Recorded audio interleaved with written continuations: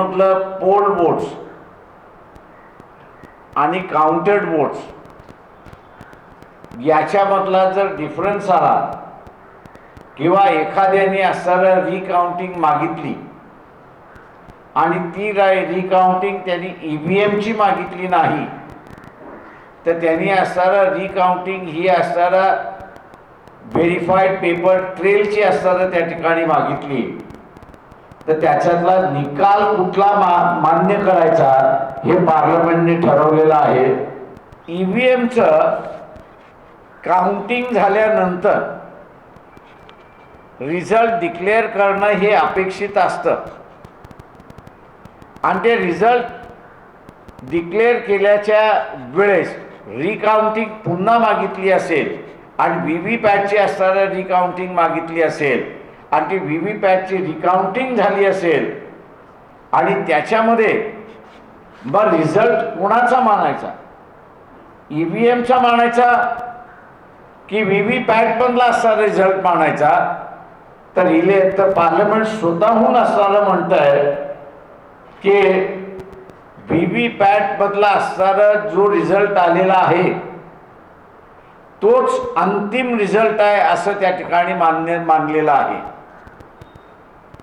आणि म्हणून आग्रह जो असणारा या ठिकाणी होतोय, इलेक्शन कमिशन पुढे असणारा आग्रह होतोय की याची अंमलबजावणी झाली पाहिजे.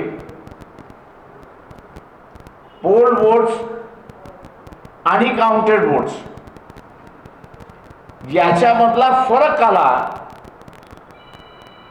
तर पार्लमेंट असं म्हणते की रिलाय कोणावरती व्हायचं, तर पेपर ट्रेल जे आहे, VVPAT जे आहे त्याच्यावरती तुम्हाला रिलाय करावं लागेल आणि फॉर्म 20 हा म्हणजे काउंटेड वोट्स किती झाले त्याच्यामध्ये दुरुस्त्या करून तुम्हाला निकाल त्या ठिकाणी लावावा लागेल. तेव्हा आम्ही असणारं मागणी ही या ठिकाणी करतोय की ज्या ज्या कॅन्डिडेटनी EVM हटवा असं आम्ही अजिबात म्हणत नाही, EVM पेक्षा बॅलेट पेपरवरती या असंही आम्ही त्या ठिकाणी म्हणत नाही आहोत. आमचं म्हणणं very स्पष्ट आहे की पोल वोट्स आणि काउंटेड वोट्स याच्यामधला डिफरन्स आला. गेल्या 2019च्या निवडणुकीमध्ये 373 कॉन्स्टिट्युन्सीजमध्ये पोल वोट्स आणि काउंटेड वोट्स याच्यामधला डिफरन्स आलेला आहे.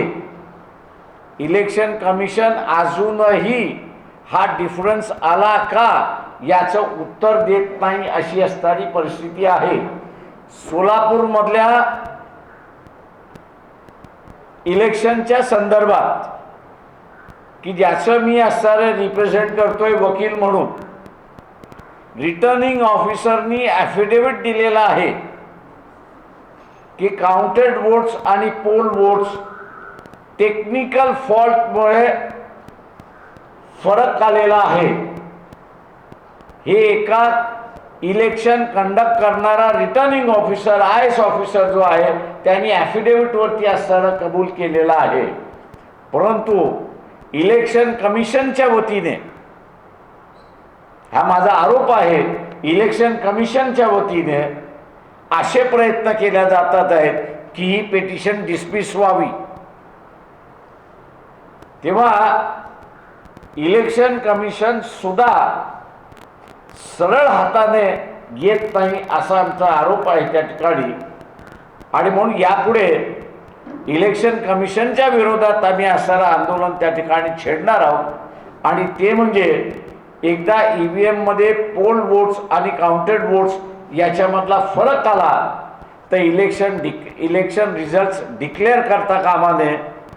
आणि पेपर ट्रेल हा जो आहे, व्हेरीफाईड पेपर ट्रेल जो आहे, टाइम्स डिजिटलला लाईक करा, सबस्क्राईब करा, शेअर करा आणि बेल आयकॉन दाबायला विसरू नका. पाहत रहा टाइम्स डिजिटल.